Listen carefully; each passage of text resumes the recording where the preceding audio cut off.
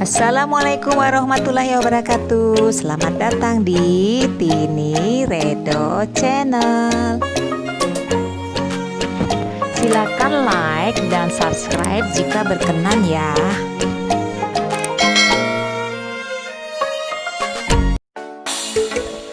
Tetap bersama saya di sini belajar IPA kembali. Semoga tetap bersemangat belajar dari rumahnya ya. Materi pelajaran kita hari ini adalah perkembangbiakan tumbuhan secara generatif atau secara kawin. Tujuan dari pembelajaran kita hari ini adalah setelah menyimak video pembelajaran IPA, siswa dapat menjelaskan cara-cara sistem reproduksi seksual pada tumbuhan dengan benar. Baiklah anak-anak, silakan simak baik-baik penjelasan saya. Apa itu reproduksi generatif? Reproduksi generatif adalah proses fertilisasi atau pembuahan di mana bertemunya sel kelamin betina dan sel kelamin jantan. Di sini kita akan belajar tentang alat perkembangbiakan pada tanaman, yaitu adalah bunga. Baiklah, nanti yang akan kita pelajari adalah tentang penyerbukan atau polinasi, pembuahan atau fertilisasi, dan penyebaran biji.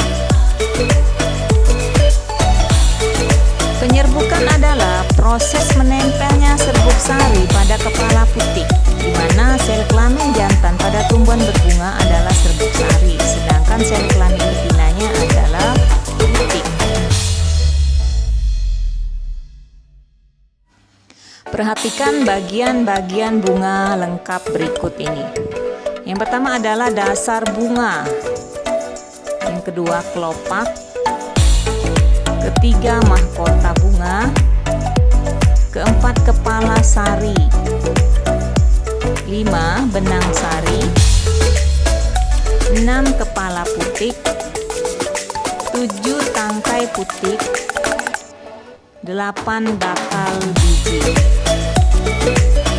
Perhatikan gambar, ada 4 macam penyerbukan, yaitu sendiri, tetangga, silang, dan dasar.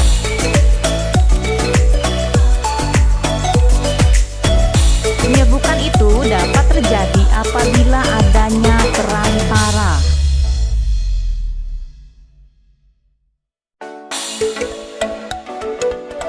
Jenis-jenis perantara yang nanti membantu dalam proses penyerbukan yaitu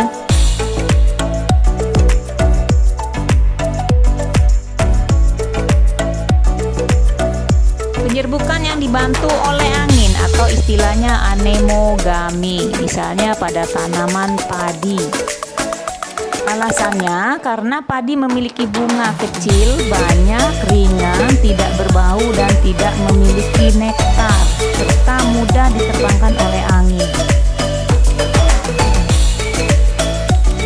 Entomogami yaitu penyerbukan oleh serangga. Ini biasanya karena bunganya memiliki warna yang menarik, berbau harum, dan memiliki nektar. Contohnya bunga matahari.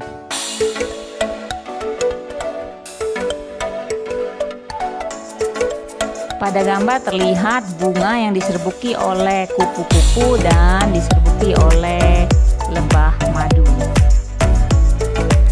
Selanjutnya ornitogami, penyerbukan oleh burung. Itu biasanya bunganya berwarna merah dan berukuran besar seperti trompet, tidak berbau dan banyak nektar. Contoh bunga dadap merah.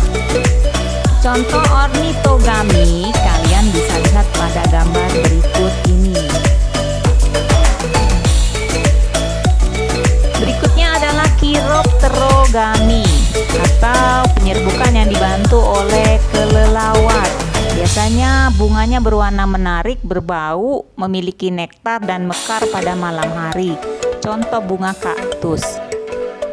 Kelelawar ini biasanya mencari makanan pada malam hari. Berikutnya adalah antropogami, yaitu penyerbukan yang dibantu oleh manusia. Ini biasanya dilakukan pada tanaman rumah dua, contohnya bunga panili dan anggrek. Berumah dua artinya bunga itu hanya memiliki serbuk sari saja atau putik saja.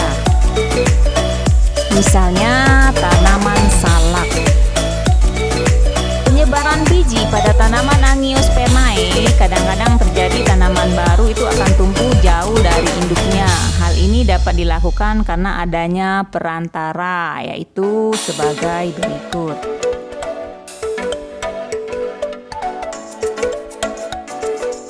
Anemokori, yaitu penyebaran biji yang dibantu oleh angin.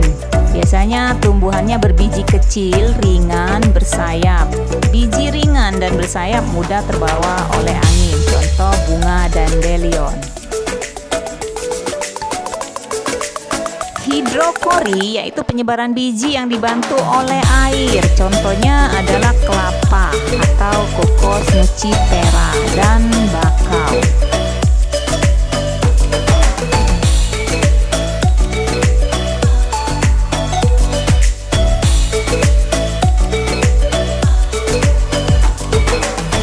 Adalah zookori atau penyebaran biji dibantu oleh hewan, terbagi menjadi 4, yaitu entomokori, chiropterokori, ornitokori, dan mamokori. Entomokori yaitu penyebaran yang dibantu oleh serangga, contohnya wijen dan bakau. Sedangkan chiropterokori yaitu penyebaran biji yang dibantu oleh kelelawar, misalnya jambu biji. Ornitokori penyebaran biji oleh burung, contohnya beringin dan benalu. Sedangkan mamokori adalah penyebaran biji yang dibantu oleh mamalia.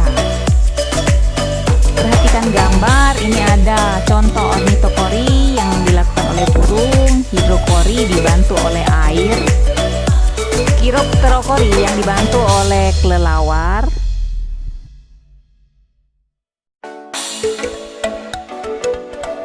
dan mamokori yang dibantu oleh mamalia. Dalam hal ini contohnya adalah musang yang memakan biji kopi. Terakhir adalah antropokori, yaitu penyebaran biji yang dibantu oleh manusia.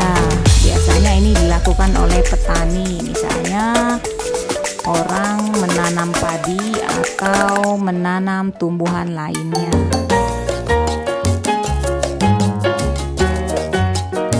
Demikianlah penjelasan dari saya, semoga dapat dipahami dan terima kasih.